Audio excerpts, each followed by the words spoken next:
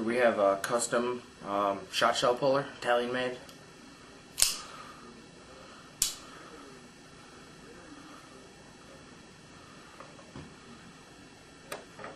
Here we have a cheap German stiletto.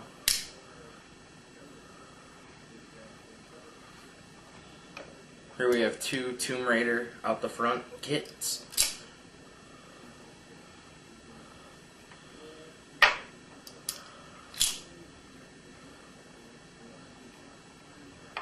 Here we have a really cheap Switchblade with the hidden button right there. I got this one I made in order for another knife. Here we have Spyderco Flyco, which is their cheap model of their spider flies. It was $30.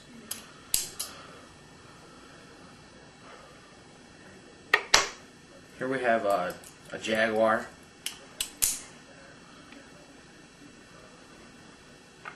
Here we have an unknown name. It's a 13-inch.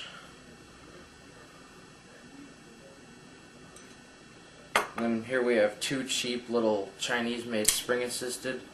That one is got a rainbow finish. That one's all black.